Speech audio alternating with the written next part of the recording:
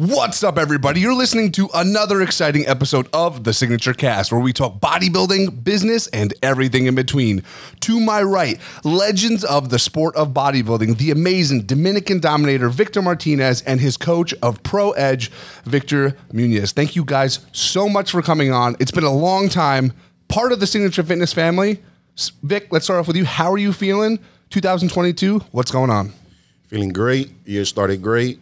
Did my polar bear plunge and started my workout January 2nd. Again, it was a rough year. Last couple of years, as you guys know. Everybody knows. But you know what? Let's change it up. You know, that's the past.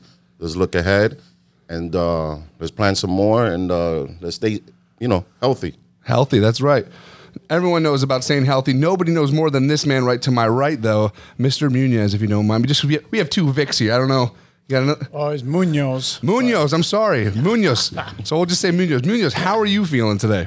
I'm feeling great. Every day is to move forward. That's all. Is it? Every day is a blessing. Am I right or am I right? Yes, of course. All right, we're going to roll it back.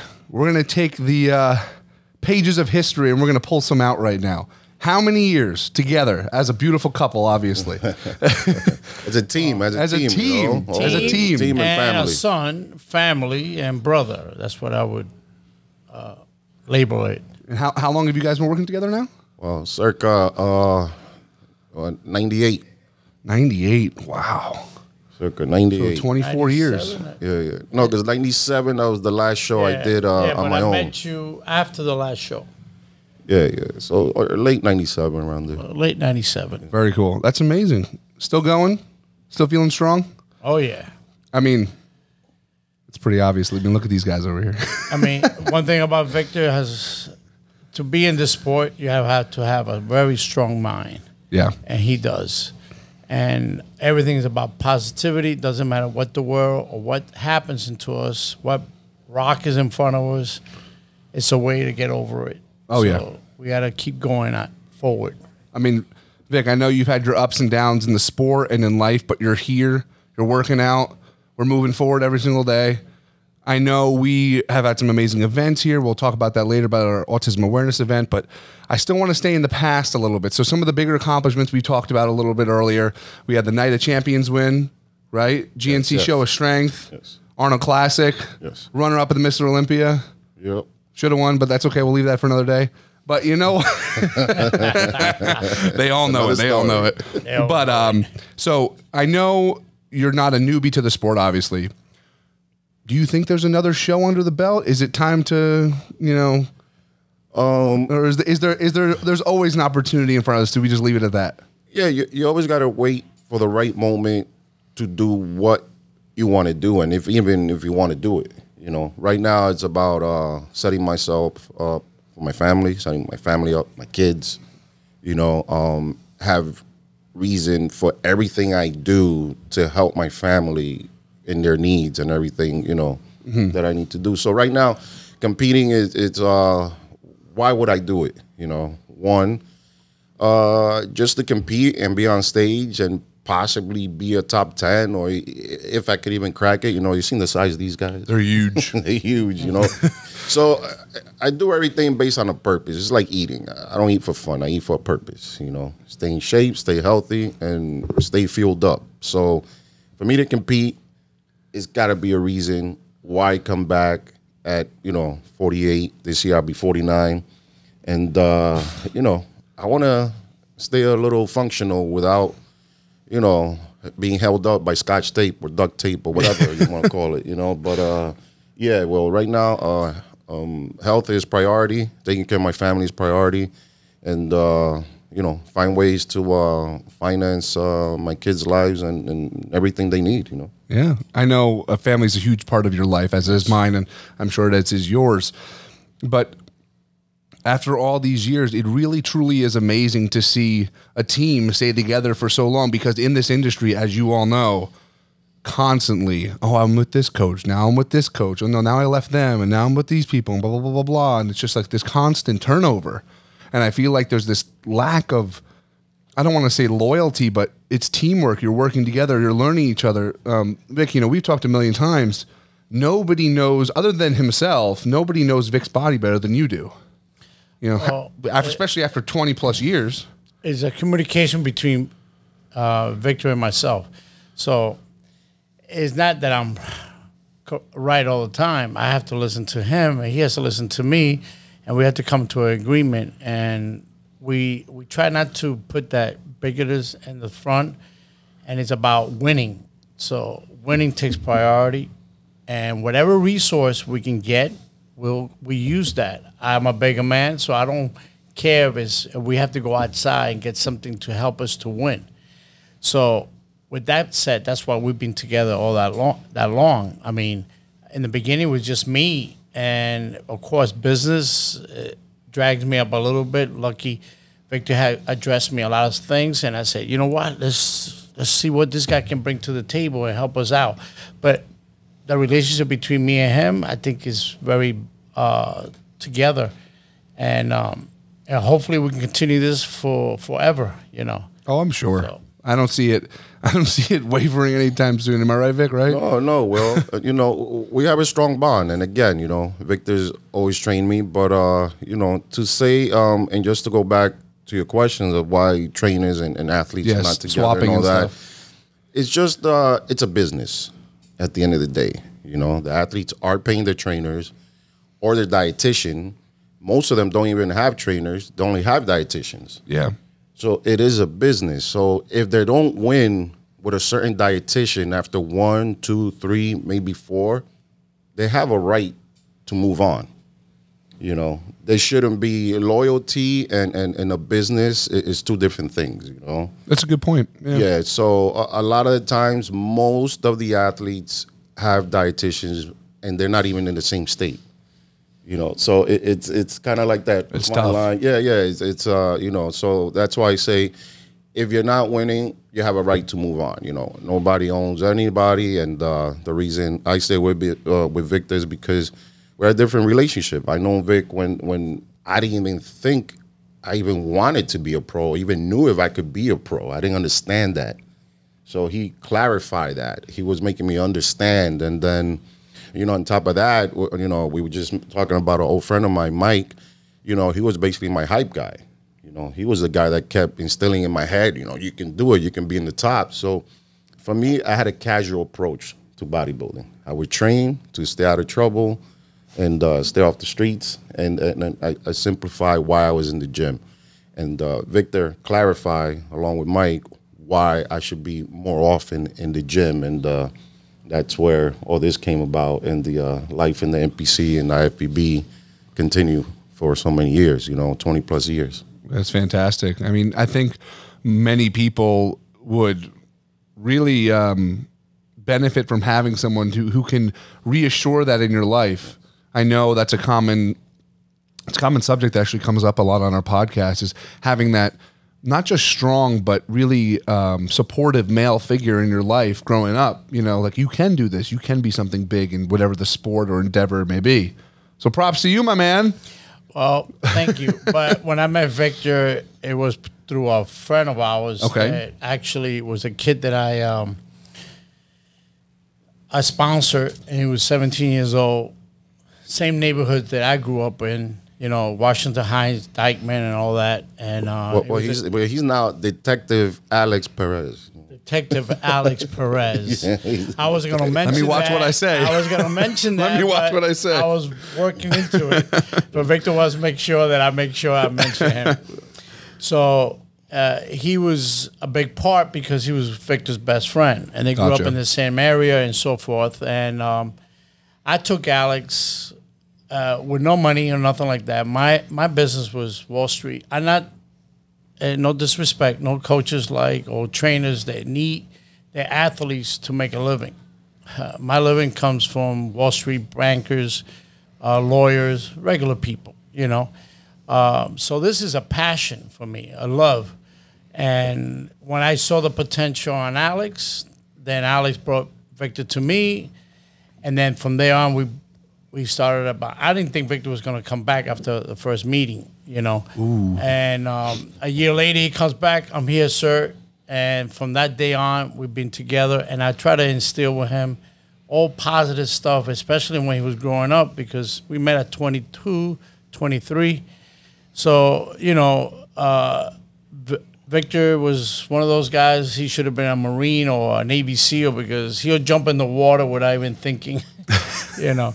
So, and that's what I loved about him, because when you gave him a task, he did it, you know. That's a great trait to have, you know? Yeah, I was a little daring. I mean, I thought I actually wanted to be a stuntman, you know. Really? So, yeah, so, you know, in reality, you know, who can I stunt for? You know, not too many Dominicans or anybody out there. You know, Vin Diesel actually came later, so I could have stunt for him. But you know, you definitely could have.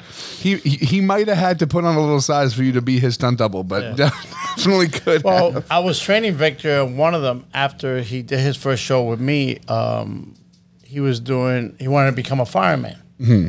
So that was the funny thing, because I was training him a special routine that I do for fire departments to getting them in shape and all that. So as Victor's taking me up the stairs, actually I was on top of, he was carrying me literally. And I felt his abs with my hands, and I said, wait a minute. I said, raise your shirt. And I saw the shirt. I said, this guy got abs already. I said, wait 1 second. I went downstairs. My old high school, Bergen Tech in Hackensack, was actually promoting the Junior USA.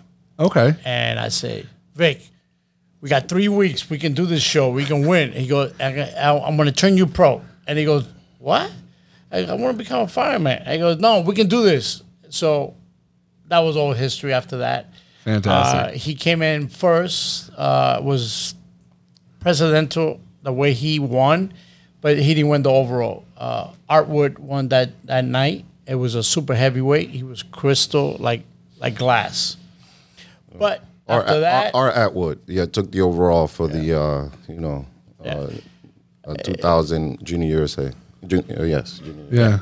My English is a little bit not too good looking, but it's okay. It's okay. We just Victor learned. will correct me. We learned a very interesting. Remember, we got a Dominican, a Cuban, and a Greek. And you know, he was feeling someone up, and that's how he realized that he was going to be a good bodybuilder. If not, I would have fell down the stairs man. and Matty Holm, you know. So. No, that's great. I love to hear the origin story of how people really got into this sport. And it wasn't too many coaches out there at that time. I was probably one of the few that were, because I used to sponsor young kids, like 18-year-olds, 17-year-olds, so they can come out of the neighborhood. And, you know, when you start prepping for your show and you have to train, you got no time to play outside or do bad things. Oh, no way. So you're actually busy. So the parents are always happy. And I had a rule. They have to show me the report card every month. I can speak to their mother. And hopefully, you know, look, Alex became a detective in a NYPD, which I'm so proud of him. And he didn't become a pro, but I told him it was more life than bodybuilding. Oh, so he competed as well. Oh yes, he was a very good competitor. All right, but who would have been better? Well, Alex was good. Alex was great, and I would say him becoming NYPD and a detective, I think it's bigger than bodybuilding. Yes. In my opinion, only because bodybuilding, you're only as good as your last show. True. It's a rat race to get to the top, and there's very few that actually make it. Yeah. You know, not saying that anybody can become a detective or anything of the sorts, but as long as I had my career, he had his, and he's great at what he did, and he's one that basically did it to take care of his family. So his priorities were set right, and mine was just I was dipping into everything to see what would stick, you know, and bodybuilding was it. I mean, clearly. Yeah. And I'm glad I was there with him to do that. But Alex, you know, was very hard. I mean, body-wise, no problem. Victor, now he was in smooth. He was just more massive. So yeah. I remember I brought him to Steve Weinberger, Beth Francis' gym, and he looked at Alex, and he looks at Victor. He goes, cut his food and beef him up more. So they had two different bodies. If they were together, it would have been incredible. But Alex was definitely a great athlete. always and still is, and very disciplined. One thing about that kid, if I told him 1 grain of rice, that's all he ate. So he was very disciplined, stuff like that. How's the man on the other end of the table with his food? He likes to eat, but he learned how to eat better as years went on. But I remember before, I'm not gonna have 10 raisins, and I go, well, you ain't getting none. And then about a half hour later, he goes, give me the 10 raisins. And he made them into a ball, and then he ate them. well, with me and dieting, I've been eating exactly the same since I was 19. Oh, this is why exactly. I need some help from both of you. I need to pull that mind state and download it into my brain. You know, like it's true. The saying is I believe it's eat like a dog and you'll look great. They eat the same thing you don't see fat dogs that eat the same thing every single day, right? You still consistency. Fat dogs, and people give them the crap, right? So it's been, we said 20 plus years you guys have been working together. An amazing career for both of you, and obviously your friends as well. Tricks though, so something that, like, we're very fortunate. Let me segue. We're here at Signature Fitness in Belleville, New Jersey, one of the best gyms in the entire East Coast. I would argue, and I know they've been to many current, maybe new ones soon, but they are part of the family here. Vic is one of our trainers. Victor is here, once or twice a month, getting in his own sessions in, and it's really amazing. It inspires people. But something happened to me probably 2-3 weeks ago, maybe even 2-3 months ago. But I was doing chest flies. I'm thinking I'm doing great work, right? And of course, here he comes walking over. If you were to just do this, this, and this, and then bang! Oh my God, what a pump! Just from a little angle. So the reason why I bring that up is every pro that I've had on here, they all have something that they do differently. Sean, Mr. Olympia, he pushes the weights like crazy. Right? I had Gary Turner, he's trying to become a pro. Same thing, but he's not really. I've noticed very interesting with, the way you train Vic is, it's not always about at least at this point in your career, right? It's not about the heavy poundages anymore, really about stimulating the muscle. How has his training evolved, and how have you felt your response? How has your body changed over the years and being able to stay, 200 and close to 250, roughly 250 pounds almost all year round, right? Yeah, I mean, when the pandemic started, I just got off the Arnold stage, 2020, and I realized, you know what, I'm not sure if I'm going to compete anymore. I think I got 7th, 8th that year. It doesn't matter after 5th or 3rd, I guess. But I just wanted to be a little bit more functional. I didn't want to carry the extra weight. I didn't want to eat all this food. I got tired of being fuel dependent. I wanted to be fuel efficient. So I went from 6 meals, 5, and right now I think I average about 3 on long days, 4 meals.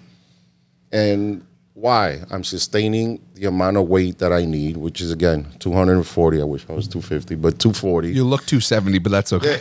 But I feel good. Yeah. I feel comfortable.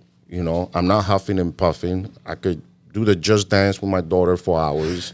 I'm not breakdancing or anything of the sort. I'm not doing backflips, but I'm not, huffing and puffing. I suffer from asthma since I was born, but and I don't use the pump. I use 1 pump a year now. Before, I used to be 1 a month, and so the reason for that, changing the entire way I trained, is preserve, avoid injuries, and just the longevity, as all the articles used to say in the past, and they still say it now. Longevity. This is a long game. There's the marathon. You want to sprint, build that big muscle in a short period of time. You're gonna feel the repercussions of it. I think that happens a lot, right? When Victor turned pro after that, I told him, and I don't know if he remembers, but I told him, even though I'm not great in English, but I said, you're here for the long haul, so let's go steady and smart. We did heavy weights. We trained heavy, like all these people have done. One of my coaches was Ken Patera. He was a professional powerlifter and became a wrestler after that. And one thing I learned from bodybuilding and powerlifting, if you don't combine it, and as you get older, you need to adjust. And that's what we do. We adjust. when a diamond is already built and shiny, you keep making it shiny. You Keep polishing it. Yeah, you don't keep breaking it down, then it doesn't become a good diamond anymore. So Victor's a diamond, and he's done. He's just more shiny every year, and he looks better. You tell me any 48 guys that look like him. I don't know one. Not one. And I know health, like we were just talking about earlier, is a big thing for you. And, you know, we've had that discussion a couple of times that, you know, being healthy, it's a big priority. And for you to be 240 at 48 years old is fantastic, to be of good health and all that stuff, you know? Yeah, there's a lot of things. You know, I mean, I've never been one to shy away from a good party and a good time, you know? So we'll keep most of those stories for another day. Yeah. But, you know, I drink occasionally. You know, I don't go out and beat myself up. Yeah. I used to work in clubs in the club life for years. I was working from 11 to 7 in the morning.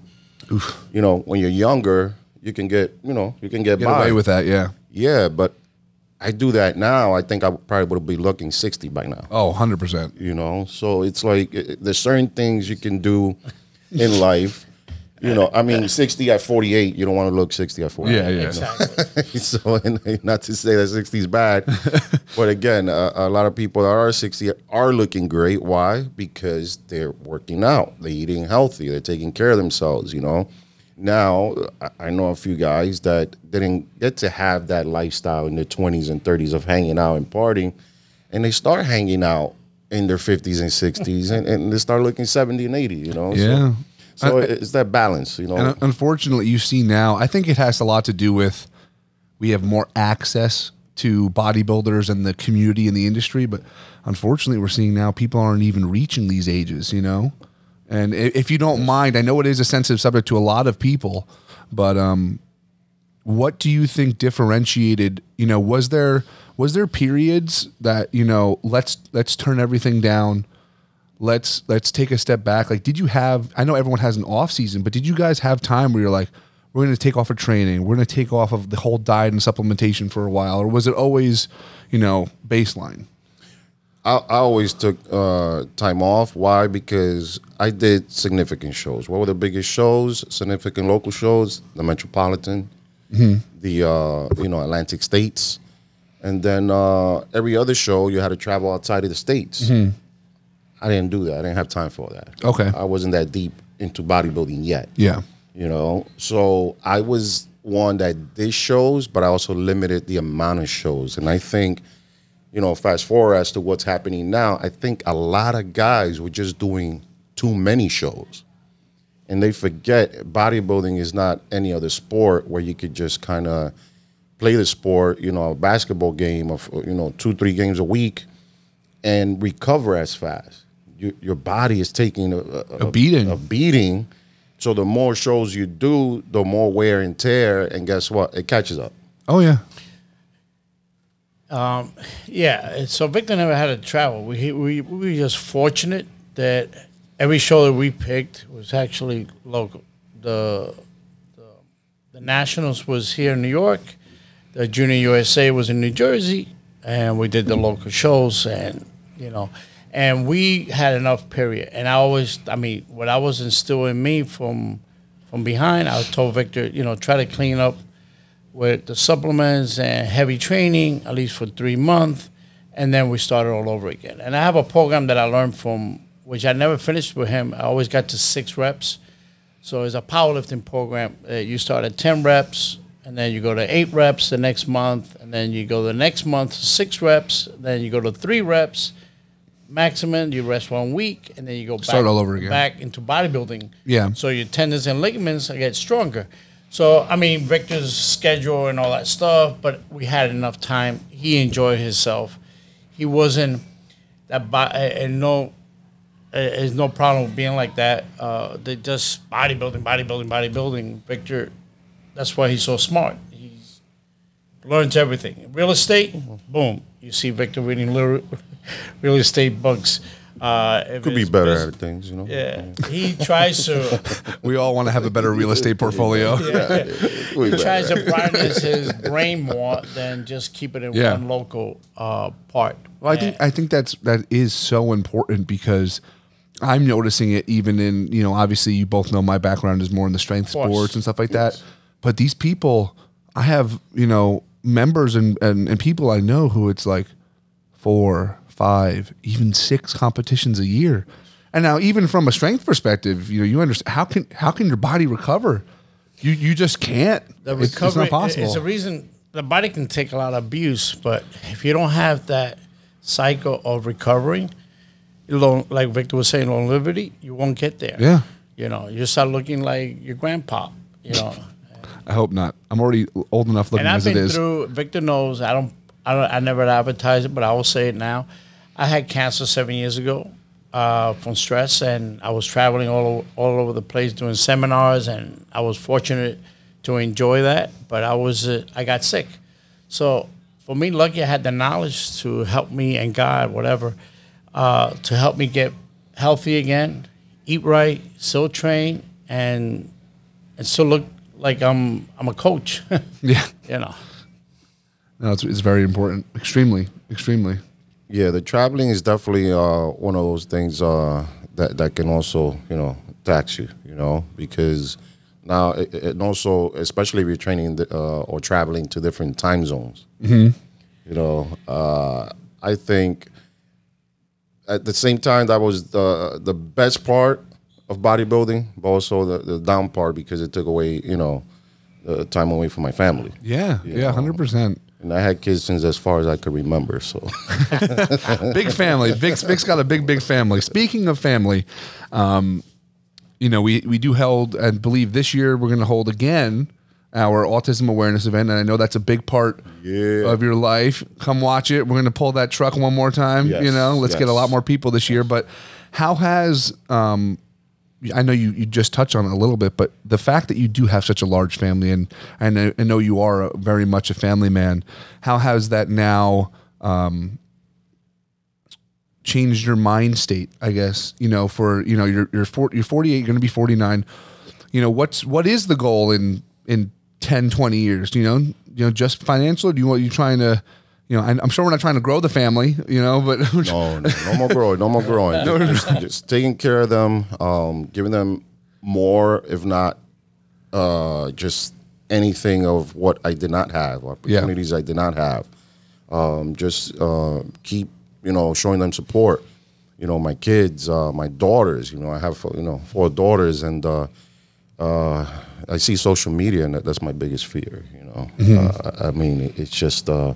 It's scary how, you know, I mean, without, you know, how can you mention it without being scared of what girls do in social media? Oh, yeah. And what you want your daughters to be like. And I don't want my daughters to be that. So it's a lot of showing them without putting or using anybody else as being negative or any of the sorts, but just how I want them to carry themselves. And so it's something that, it's anybody has any tips, points, I see pointers. I see people in the gym, both men and women, when they have children, and I see how great their kids are.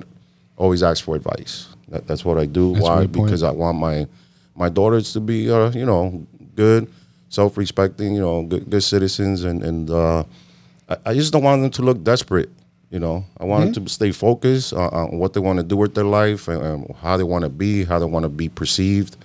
And I just don't want my daughters to look desperate, which is what I see a lot. And again, I mean, we look at it, we men, we watch it, you know, at the end of the day, but I'm like, man, it's scary. It's scary. I'm sure it's a different perspective now that you have, you know, daughters and a family. You're just like, wow, I didn't think of it that way, right? And Victor's a great father, which obviously a lot of people know that. His priority is family, especially the kids first, and then the wife. And after that, everything will fix itself. Yeah, I mean, I've seen it firsthand. Jared, right? Is one. Yeah, Jared was here. Jared was here. Both He'll be coming back. Yeah. Oh, I'm so excited. So. As we open it up, we do hold an autism awareness event. All the proceeds usually go to autism and families that are in need. And it is a really exciting time. It's a lot of fun. You know, Vic, maybe this year I'll get Vic in some posing trunks. I don't know. Maybe we'll get him let's see. display. Let's see. I got to train him my leads for about 3 weeks. Give him 3, 4 weeks. This is fit for autism, all right? We do fit for autism, not bodybuilding Not for bodybuilding autism. for all right? autism. So let's keep the trunks hung up. And, also, since you brought up the autism event, who knows? I mean, I know Phil Heath is also a big supporter of the autism. And, Phil, I don't know. You'd like to show up, man. That'd be great to have you, bro. Yeah, it would be fantastic. Well, maybe we need to give him a phone call after this. And He's not that far. He's closer to us now. He's down. I believe moved down to Florida. So. Oh, really? Yeah, so he's on the right coast. We'll fly him up real quick. Right. We'll get that discounted rate. Friends and family.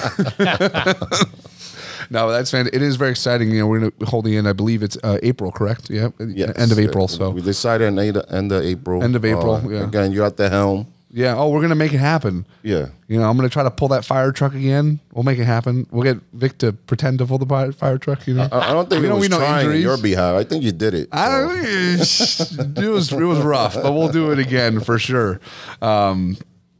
Back to Signature Fitness and the family we have here. Obviously, Victor, you're one of our trainers here, and we have some exciting new trainers, right?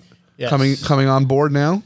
We got IFBB Pro trainers. Yes. Well, you can mention her. Well, so to all of the audience, we have a new trainer on our staff. Her name is Debbie Gassion. She is a IFBB Pro in women's. Is it bodybuilding? Physique. Women's Physique Pro. She's been a pro for many years now. Trust me, for anyone who's here, you know who Debbie is. She's one of the most Amazon jacked people and sweetest people, all year round. Yes. So she turned pro when she was, I won't tell her age. So when she turned pro, it took 7 years before she just bumped into me. Not that I was the person, but I'm glad I did. I think things happen in a mysterious way. And we've been working. We have a relationship with what we call Pro Edge, is all of us. And we got her to do her first show in November, and she came in top 10 after 7 years of not being on stage, which I think that's pretty good. And now we're looking for the New York Pro. And let's move up. New York Pro. The man. Always a great show to do. Yeah, right. So we have a winner over here of the at the time it was Night of Champions. But it became the New York Pro. Yeah, I was never fortunate to crack the New York Pro. So I call it also, as Juan Morello would say, my Olympia, which I lost. Well, you did. Was it? What did we say? 03. You won the Night of Champions. When was it? Yes. So that did become the New York Pro technically. Yeah, the last one was 2004, and I believe Melvin Anthony won. Yeah, Melvin Anthony won. So I got an interesting question, because I know, like we just mentioned, the New York Pro and the division Debbie's going to be in. So if they were to bring back the Masters Olympia, I mean, again, what I want to do it, what I consider doing it. Of course. It's just what's the point, right? I mean, without a sponsor, I wouldn't even bother at all. I wouldn't bother, because it's just, I don't have that luxury of free time to just prep and just get ready for a show, and let alone, spend, money that I could use for my kids' schools. I have them in piano lessons, guitar lessons, you name it.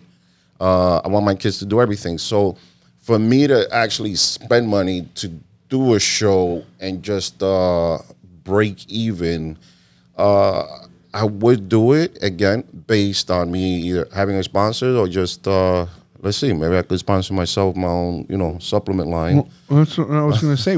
This is the SignatureCAST where we talk bodybuilding business and everything in between. So sponsors, if you're out there, there's a reason why we're drinking out of plastic cups, ladies and gentlemen. But so what is there? Another drink. Yeah, right. Is there anything exciting, new?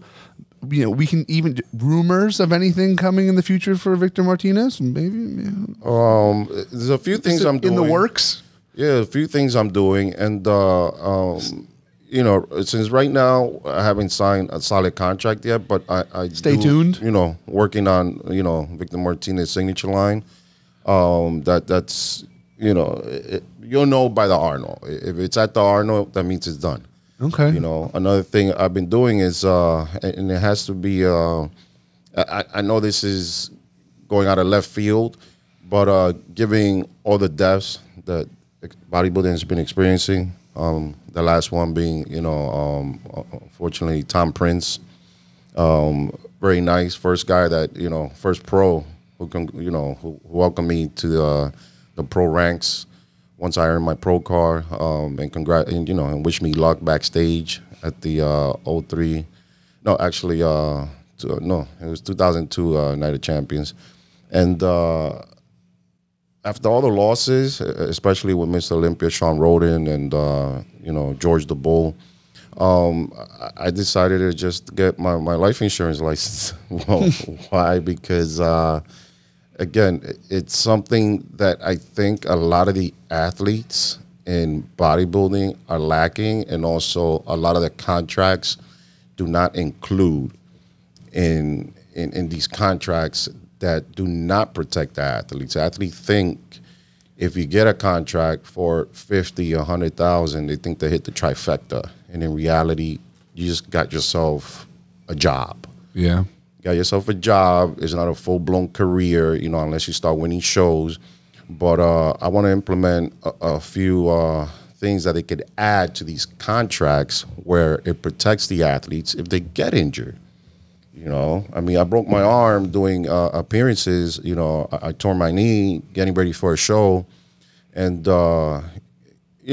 these are things that people think will not happen, but they do happen. So I want to see if I can actually work with some of, the sponsors that cover some of these bodybuilders and just have something that's going to cost you, another $150 a month. And anything happens to an athlete, it covers both, the sponsor and the athlete. And that way, if they have to go to a hospital or anything, most of them, 80% don't have health insurance. And it's just something this is something that's what happens in the pandemic. You think of things that you want to make a difference, and this is something most people, especially athletes, don't think about. Everybody just thinks of getting a job, competing, having a career, but they don't plan for the worst. When the worst, it just happens and it sneaks up on you. So hopefully this could be something that, athletes will be using and sponsors will be, agreeing to. I love it. I think that's an extremely responsible thing to do. And from the strength perspective and, obviously as yourself as a pro and yourself as a coach, we do get stuck in it's about the next show. It's about the next show. And we put ourselves through a lot of things, and they definitely take a toll. And, I recently had to have a shoulder surgery, and I paid $3,000 out of pocket, and it hurt, and if only, I'm not sponsored, but about that Victor Martinez signature series. But, Never know. There we go. Victor But paid for all of his surgeries, especially. Yeah, we talked about it, right? Credit card, and he says, Vic, we'll figure that out when I get the when bill. we can. But, Victor spoke about this before, and we brainstormed back then, and we just talked it once in a while. Nobody has insurance. Nobody has a unity in this sport. The sport is like pretty much corral. Everybody's doing what they want to do. But there's companies, they should, I'm not saying, because we need sponsors. They need to just add a little bit to the because I know the people that work in the office got the insurance. Yeah, why not the athlete? Yeah. No, it makes perfect sense. Yeah.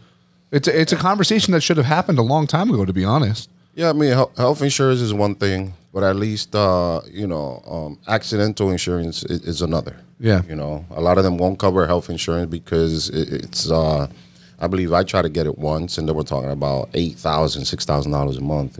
Some craziness. It was just something that was unrealistic.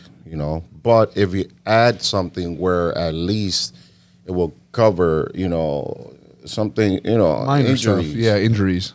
Yeah, injuries. And again, it's a small amount of money that can, if you do get injured, you tear a knee, you tear a shoulder, something happens, guess what? You can relax at home, focus on your recovery, focus on your next show without the extra stress of being homeless. Yeah. Or if you have a family, your kid's not eating. It's a number of things that can make that injury so much worse than just the injury, but just the way it changes your lifestyle. Yeah, mentally, everything. Yeah, mentally. And your career doesn't have to be over then. Yeah, you can focus look on healing. forward. Exactly. And this is what happens. A lot of guys get injured. That's it. Oh, this guy's coming back. So only the guy who has a little bit of money or borrow money, they get back on the road again. But a lot of people hit the pro, they get injured, you never see them again. Yeah. You see that in strength sports too. They do the hard grind, they make it to the top, boom, one injury, up, they're done. Or the demand for them from their supplement company or whatever company may be a sponsor is they want them back on that stage so quickly that if they had just given them 6 more months, it would have been a whole different story. Yep. Yeah. And again, companies take care of themselves first. You know, I don't care how much they could sing a song to the athlete and write a big check every once in a while here. At the end of the day, the companies benefit 100 times more than the athlete, and it's always one-sided. And again, I'm saying this out of experience. I've been in this for a long time, so it's not talking negative about any of the companies. But if you just make them aware, you know, that is the word, making them aware of. Let's just do this, and when something does happen, it won't be such a negative repercussion back to the company. But, you know, we took care of our athlete, you know. Well, and you were thankfully someone who was with the company for a very long time. Yes, yes. You know, so I'm sure there was a level of, you know, you did have at least, you wouldn't have been in there for so long if you didn't have a good experience, but imagine of how much better it could have been. Course, you know, if things like this were taken into consideration. Oh yes, yes, it could always be better. You know, I'm grateful for for the time I was there, and again, during my dark days, I mean, they were there, so that's why I can't say anything negative. On their behalf. Oh no, I didn't expect you to, but you're right. Just adding that part of the conversation can truly change an athlete's career. In reality, you know, it can make it so much longer and so much more fruitful for themselves and the company. And that's what I hope to change, do, and be still part of this industry without disappearing just because I'm not competing. Yeah. You know, there's still other ways you can contribute to the NPC, IFBB, or any other sports that I don't do, but I love and I watch because I'm an all-around sports guy. I love watching. I mean, I'm glued to the TV watching the Olympics. You know, I'm watching curling. You know, who watches curling? I know we were just watching. We were watching the single bobsled out there today. Hey, that was the skeleton run. See, he even knew. I didn't even know the name. I thought it was a one-person bobsled. I think we'll win because the weight, actually, you know, the weight, gravity, he'll get there. You know, just bang right down there. Got to be careful with the curves. Yeah, I'll get to the bottom for sure. Head first. Head first. Just real quick before we wrap up, there's a few exciting shows coming up. I know I'll be at the Arnold. You might possibly be at the Arnold. It's not possibly. I will be at the Bros Gym. We're gonna have a curling competition. Dominator, who's gonna curl the most. We're gonna give out gifts. Thanks to Matt, the gym's owner. Awesome. Full blown, respectful military man, great guy. I think he's one of the nicest gym owners I met after, you know, Powerhouse and Signature and every other gym. I mean, I am coach without naming more gyms, but I think the gym owners are what makes the gym the place to be. And I will be in Ohio to host this. He's gonna have a lot of you know, a lot of things going on, but I would definitely be hosting the Dominator curling competition. Very cool. So warm up, guys. Get ready. They're gonna give a lot of giveaways there during the Arnold weekend. It will be Friday before the Arnold finals on Saturday. So yes, I will be at the Arnold, and again, might launch the Dominator line. I'll be there. Weekend, it's exciting. Predictions. I don't know if you have been following. Yes. Who do you think's going to win the Arnold Classic, the Open this year? Ooh, right now there's going to be a tug of war. You have Brandon, which is coming, you know, fresh off a second at the Olympia, and then you have Bonac Redemption. You know, he didn't fare as well last year. Bonac knows his physique. He's a great bodybuilder. It's going to be great. Without discounting anybody else, but, you know, I have to bring up a fellow Dominican, you know, Luis Rodriguez, you know, Justin Rodriguez. He'll be up there, so you can't count him out. So it's going to be a strong lineup. Who else is there, Will? Come on. Brett Wilkins is a newer face coming in, which is exciting. Always great. Very interesting physique. And you mentioned Justin. I've been seeing he's been coming in to Signature lately, and Justin at least he's once a week here. The one of the amazing things is, and I hate to come off subject, but one thing I think bodybuilders do better than anyone, because he's we're 3.5 weeks away, something like that. It's so incredible to see the changes every single week. You know, he's one of them. Like in the past 3 weeks, he's turned into a different human being.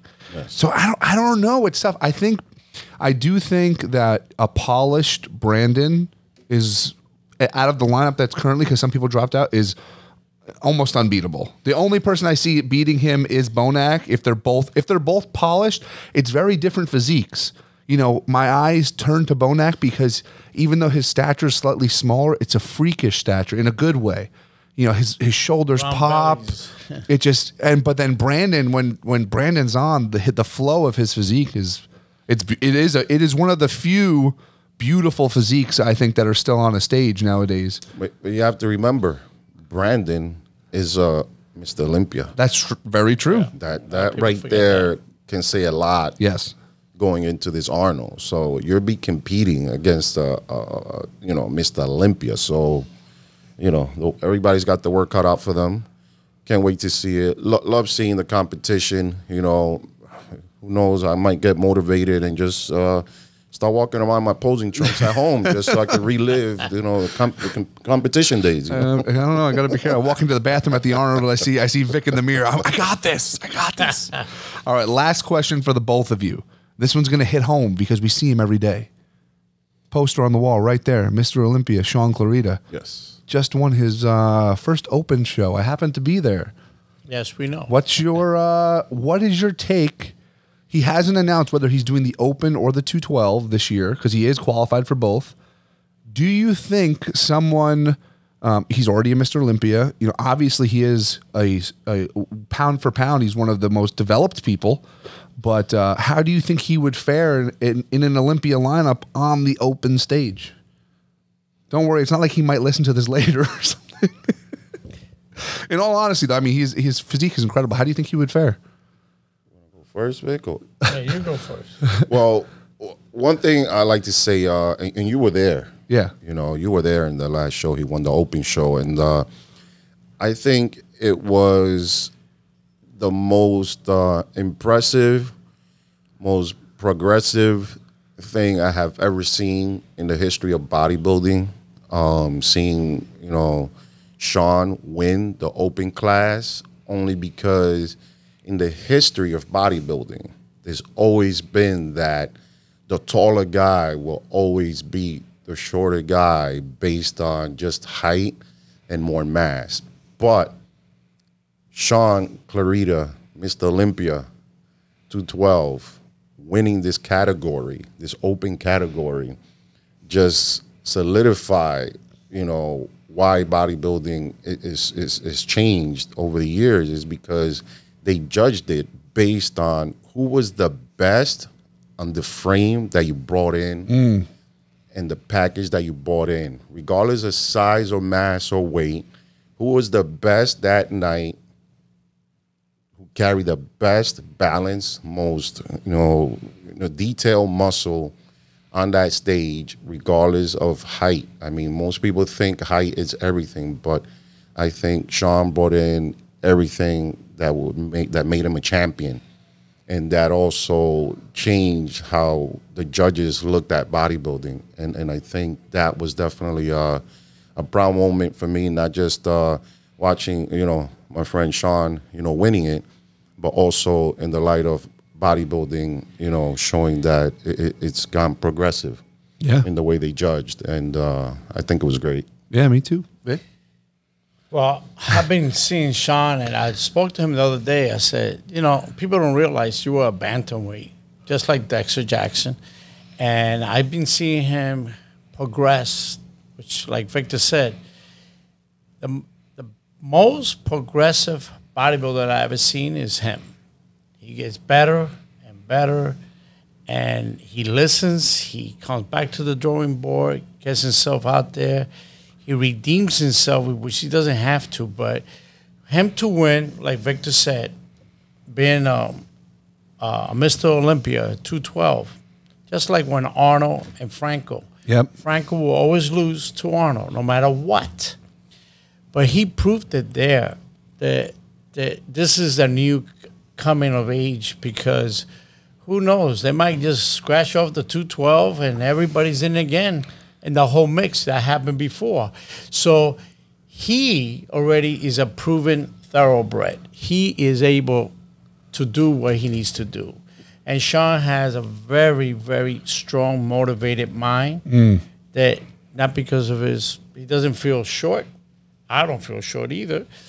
Nothing's impossible. Only that word when people keep putting it in your head. He has an obstacle, he gets there. So this is about making your best of your own self. When you start bodybuilding, even if it's not bodybuilding or whatever, you go always in the gym and you challenge your own self to get better. And this man has done this, and people have to realize this. I would be worried if I was another competitor. This guy is on my heels, and he's 176 pounds. Exactly, and he looks a lot bigger. But I always praise him. I give him a nod because he's on his own, and he comes in and he puts in the work day in, day out. Everybody puts the work. Yeah, of course. But it's that little extra work that makes a difference, because everybody's going to say, I work harder. No, you work harder. You know what? At the end of the day, like Victor says, is when you come in that day and you put all that together and you show. And he has shown it show after show. So I know he's so hungry. He is very hungry. I mean, hungry. And God bless you, Sean. I think just to leave, one of the biggest things that not only just seeing him win and seeing him climb up the ranks, it's how he took no for an. There was no in him. There was no. This is all I can do. This is not. He never gave himself an excuse of this is my height. This is what I can do. This is how much muscle I can pack on. He shut down a lot of the guys that use that as an excuse. I can't win because I'm not so this much weight. I don't hold this much mass. Seeing him win was great because now a lot of these guys that were doubting themselves, I hope, and I'm sure, he woke them up. Oh yeah, you know? He woke them up, and that's it. Just dude, there's no excuse, man. Oh. You know, there's only a solution, and guess what? This is my solution. I came in better, came in sharper, and I took names, and you know, big up to you, Sean. Yeah, and I won't mention names, but in the past I've met guys his height, and they were top pros, and I can't win because of my height. I can't win, and then they're submitted to that. Mm-hmm. And I always told Victor, you know what? As long as you feel like you won, and you know you did your work and you look great, doesn't matter what you. I know we all want to win because there's only one winner. But if you came in second or third like he has, and he's Vic, I don't know what happened. I said, did you feel like you won? Yeah. I go, that's all it counts. The audience also would know because they're not toxic or nothing like that. Whatever happens, happens on the stage, and you take it and you come back, you come back better. Never give up. That's all. Never give up.